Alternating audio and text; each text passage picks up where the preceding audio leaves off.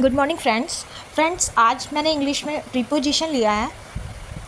तो हम लोग पहले डेफिनेशन रीड करेंगे, फिर प्रीपोजिशन के कुछ टाइप्स भी देखेंगे। तो सबसे पहले हम लोग डेफिनेशन रीड करते हैं प्रीपोजिशन की। Preposition are words that show the relationship between a noun और pronoun and other words in a sentence. They indicate location, direction, time, manner and other relationship. Preposition क्या होता है? देखिए, प्रीपोजिशन के नाम से ही पता चल रहा है। प्रीपोजिशन किससे पहले? नाउन और प्रोनाउन से पहले जो वर्ड लगता है वो कहलाता है प्रीपोजिशन। नाउन और प्रोनाउन से पहले जो आए वो है प्रीपोजिशन। दे इंडिकेट, ये क्या इंडिकेट कर रहे हैं? ये कब लगते हैं? जब किसी लोकेशन के बारे में बात हो रही हो, किसी डायरेक्शन यानी दिशा के बारे में बात हो रही हो, टाइम के बारे में बात कर रही हो, मैनर के बारे में बात हो रही हो, या किसी भी अदर तरीके का रिलेशनशिप हो, तब प्रीपोजिशन का यूज़ किया जाता है। अब हम आगे की स्लाइड में देखते हैं टाइप्स ऑफ प्रीपोजिशन। देखिए, वर्ड्स ऑफ लोकेशन। अब लोकेशन, अगर लोकेशन के बारे में बात हो रही है तो इन, ऑन, एट, बाई, विद। तो ये हम प्रीपोजिशन है इन, ऑन, एट, बाई, विद का यूज़ करेंगे कब? जब लोकेशन की बात आएगी। दूसरा है जब डायरेक्शन की बात हो, तो to, from, up, down, in, out, in preposition का यूज़ करेंगे। जब बात आए time of word of time, तो at, on, during, before, after. Fourth है मैनर की बात आए तो बाई, विद, इन। ये तीन अलग अलग प्रीपोजिशन है। और words of movement, to, from, through, across. अब ये 5 तरीके के टाइप बता दिए इन्होंने कि कौन कौन से प्रीपोजिशन हम किस टाइम यूज़ करेंगे। अब आप देखो कुछ एग्जांपल्स, एक एग्जांपल सबका ले लेते हैं। जैसे सबसे पहले लोकेशन की बात आई है तो एक फर्स्ट एग्जांपल इन्होंने लिया हुआ है, the book is on the table. Table की बुक की लोकेशन कहाँ है? टेबल पर। जो बुक है वो कहाँ है? टेबल पर। तो बुक की लोकेशन बता रहा है कि वो टेबल पर है। दूसरा है डायरेक्शन। डायरेक्शन यानी दिशा। I am going to the store. वो किस डायरेक्शन में जा रहा है? वो जा रहा है स्टोर यानी मतलब जहाँ पर ग्रॉसरी का सारा सामान मिल रहा हो।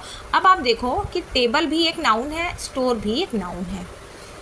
अब बात आती है टाइम की, कि टाइम के लिए अगर हमको सेंटेंस यूज़ करना हो, we will meet at 5 PM।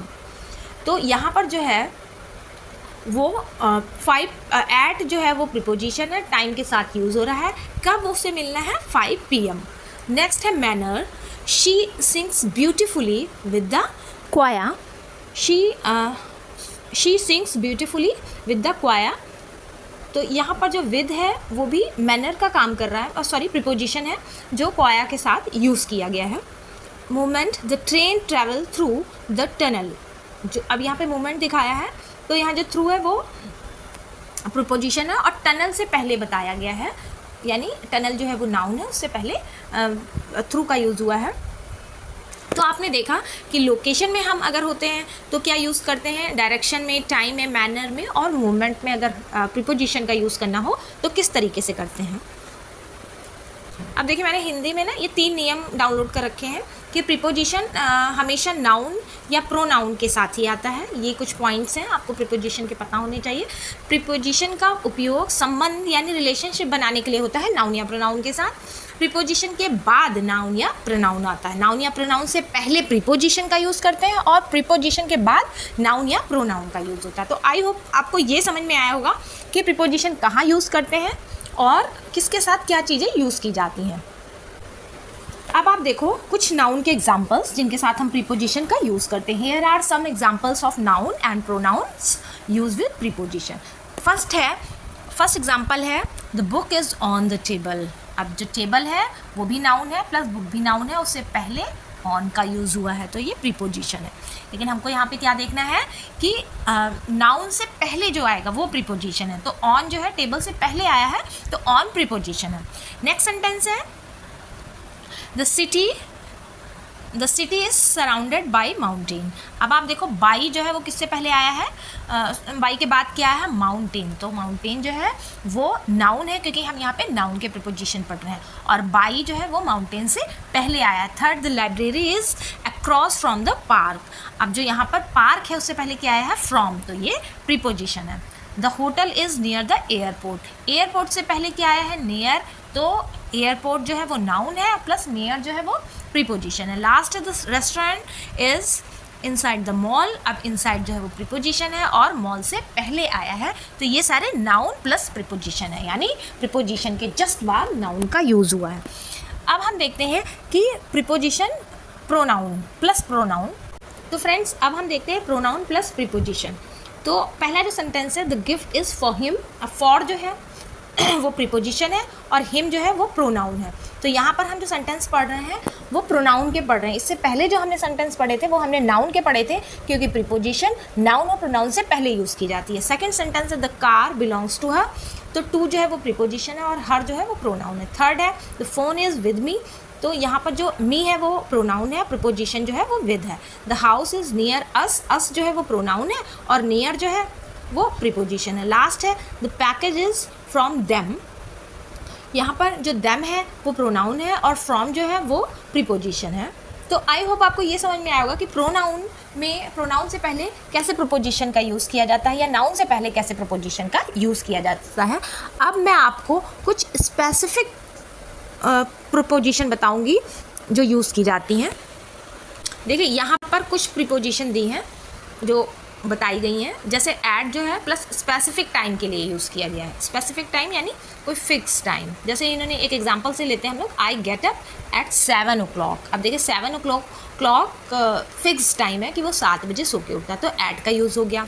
Eight holiday period, जैसे इन्होंने बोला है comes and visit us at thanks giving, तो यहाँ पर ऐट का यूज़ हो गया है।